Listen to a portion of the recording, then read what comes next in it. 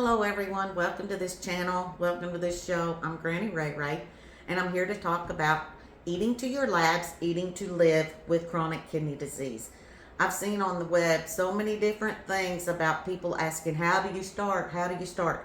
Well, today I'm going to talk to you about potassium. We've already talked about sodium, so hopefully you've learned how to start reading your labels. Today we're going to start talking about potassium. Potassium is needed in all of your body tissues. It's also needed for your nerves, and it helps the heart to function. So, if you have too high potassium, you might feel heart palpitations. Or if you have too low sodium, you might be getting Charlie horses or leg cramps, as they say. So, you've got to be walking that tightrope. We people with CKD, we walk a slippery slope, we walk a tightrope with our food. Everything we have to look at, everything that goes into our mouths. I mean, I look at it and I think, sodium, potassium, calcium, protein, phosphates, everything. Everything that goes into my mouth, I'm constantly trying to calculate. And I'm a guesstimator. I guesstimate a lot. So, for normal people, like a man, he can have 3,600 milligrams of potassium a day. A woman can have 2,600 milligrams a day.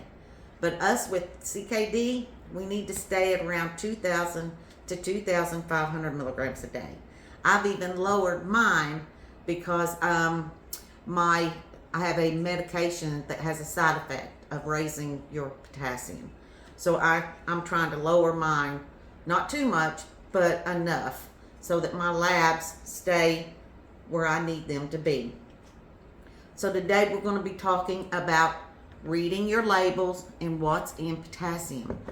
You really, really, really need to know your food groups. Cantaloupe, high in potassium. Your meats, your milks, high in potassium. Bananas, high potassium. That's one of my cheat meals, is having a banana maybe once a week. That's my cheat meal. Let's see. To low potassium is grapes, cranberries, strawberries. They're all kind of low. If you read your labels, all right, because it's very important. You have beans are high in potassium. Tomatoes are high in potassium. Potatoes are high in potassium. How do I get around that? Well, with potatoes, and I'm not sure if it works with beans, but with potatoes, you can double boil them. You can rinse them off, put your potatoes in a pot, and boil them in water for 10 minutes. Then take them off the stove, rinse them very good, and add fresh water to your pot, and then boil them till they're done. That's called double boiling, and it should take out some of that potassium. I'm not sure if it works with beans, but I do know it works with potatoes. That's a nice little trick to know. Plus, now that you are starting to know your food groups and you're reading some of your labels, I hope, well, here I've got my flour. It has 0 sodium, and it doesn't have hardly any potassium in it, which is great because I can use this flour. I can use it to make pizza dough. I can make biscuits and gravy, and even gravy. That's why I have my milk out. Portion control. My sodium is in this for just 1 cup is 105 milligrams, and my potassium is 322 milligrams just for 1 cup of milk. I try to do whole, real butter, real milk, because I don't want anything added. I do not want any more added to our food or my food than it has to be. And let me tell you something.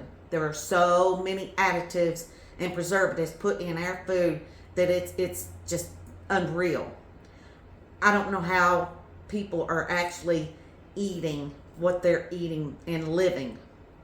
I'm afraid that chronic kidney disease is going to become an epidemic if people keep eating the way they are. And that's not going to be good. All right, so tomatoes, high.